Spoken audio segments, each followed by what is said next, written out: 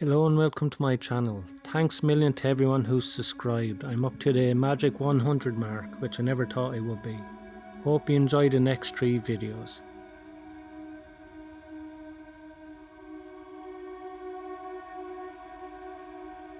My friend and I once went to the infamous abandoned Rolling Acres Mall in Akron, Ohio. I'll call my friend Jake for this story, for privacy reasons. We went in at 11 o'clock at night on a Wednesday night since we didn't have school the next day. We snuck in through some door which had been jammed in by previous visitors. It was completely pitch black in there. We turned off our flashlights for a few seconds, just to really take in how dark it was. We explored the lower level, then went up to the second level by climbing up the escalator. As we were shining the flashlights into old closed off stores, we heard a bang-like sound come from further down the upper level. I got scared and asked Jake if it could be security or cops. He said he doubted it, probably just more people like us exploring, but we did still try to move in the opposite direction from the sound, just in case. We were right by the JCPenney in the mall when we heard another similar bang-like sound. Like from before, this time louder and closer. Jake and I turned off our flashlights now, just to be safe. We didn't know who that could be. With our lights out, we did the best we could to make a little distance between us and the sound, without banging into walls or anything. Suddenly I heard it come from a little further in front of me. It was kind of muffled too, so I assumed it was Jake calling me ahead. I kept hearing him going, so I kept following the sound of it. When I got close enough, I whispered to Jake, "Where do we go now?" He didn't answer, so I started feeling around for him, and I found what I believed to be his shoulder. Only the fabric of the jacket, I felt, did not match the fabric of the coat I knew Jake was wearing. I turned on the flashlight and screamed when I looked up, and saw the person I was holding on to wasn't Jake, but rather some tall guy wearing a beanie and a face mask. The man grabbed me and put me into a headlock as he tried dragging me. Jake came out from the darkness and landed one clean punch to the man's face, which gave me just enough time to take off as he let go of me. Jake and I ran to the same place we came in from. We got outside, we continued running until we got to our car. We didn't stop to catch our breath just yet though. Jake booked it out of the abandoned parking lot, and only then did we feel relief. I gave Jake a firm handshake as I laughed and caught my breath, thanking him for potentially saving my life.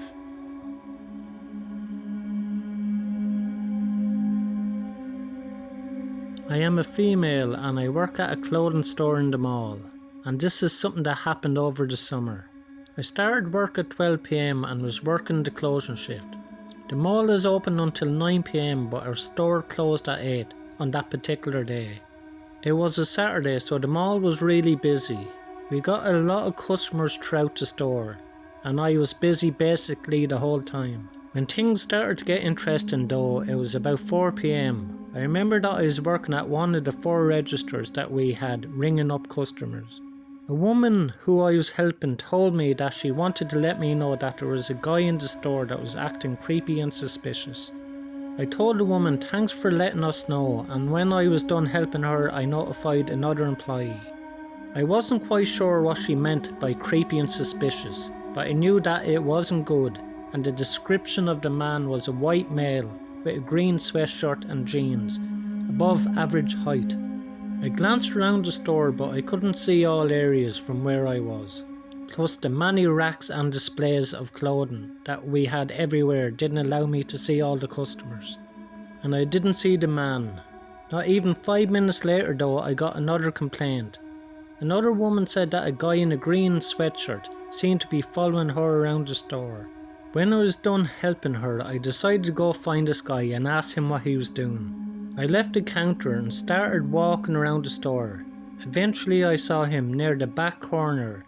He made eye contact with me for a brief second before looking away. As soon as he saw me walking towards him, he turned around and started walking towards the exit. Then he left. I figured he must have gotten the message without me having to say anything to him. and that he knew he was doing something wrong and was going to get kicked out.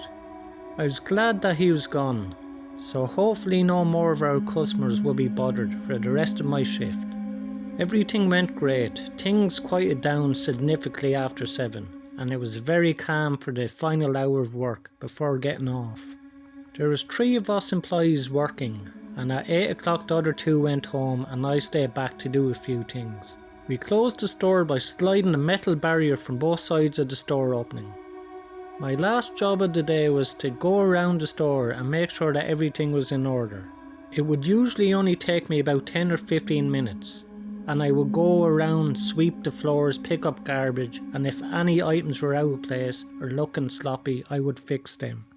Things were taking a bit longer because it had been a Saturday, so there were more things messed up than usual. I started in the front, then I made my way to the back. When I was almost done and at the very back of the store, I was looking through one of the clothing racks, and for some reason I looked across to the other end. I was looking at the other back corner of the store. Then I noticed something. There was a man hiding beneath a clothing display inside another rack of clothes, sort of looking out. I could just barely tell he was wearing green. I realised that was the same guy that had been here before. In that moment, thankfully, he wasn't looking at me. My heart started racing, but I tried my best to act normal. That corner of the store that he was in was the only section of the store that I hadn't yet cleaned or organised, and it was the one I was going to do next. I sure wasn't going to do it anymore though. After I finished organising the rack of clothes that I was at, I casually walked over to the front end of the store. When I got there, I stopped and texted the mall security number. I hoped that it would have a quick response. I felt like I shouldn't leave the store because I was the only employee there, but I really wanted to. I stayed right by the front, about as far away as I could from the guy. Soon though, I heard a noise coming from the back of the store. As soon as I did, I ran to the gate and opened it, sliding it open, just enough for me to get out, and then pushing it shut behind me. When I did, I barely saw the man coming into view. I walked to the business next door and saw a security guard walking towards me from down the hallway. I waved him over, and in that same time saw out the corner of my eye behind me the man leaving the store that I worked at. I pointed at him and basically the security guard had to chase the guy down. He did end up getting caught and I had to make a report. I was just happy to be okay though. Looking back at that, I'm so glad I saw the man when I did, because it's really creepy to think how he was hiding in the store alone at me as I was working.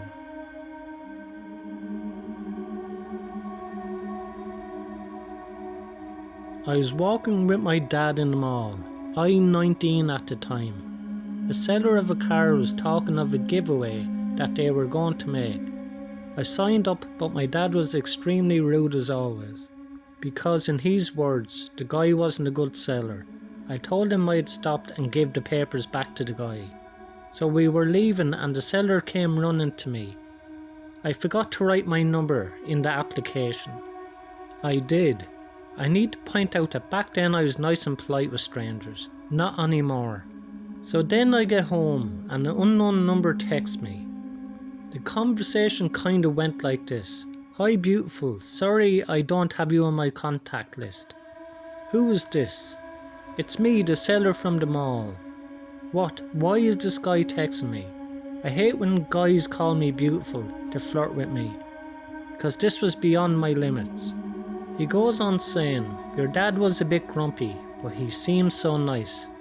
He said, actually you didn't have to write your cell phone number in the application, but I really wanted to talk to you. Again I froze, so unprofessional, from this guy. I don't know if the guy thought I was going to see that as romantic, but it just came off as incredibly creepy. It was dumb at the time, so the guy kept pushing the conversation and I answered back with short sentences until he stopped texting me. I blocked his number. I realise now I either should have told my dad or filed a formal complaint to the mall. But that was back when it was the old me. The new me wouldn't stand for that at all nowadays. I'm thankful that I didn't text back the man or ever go to meet him. If you like these stories, please subscribe and click on the box to see another 3 videos. Thank you.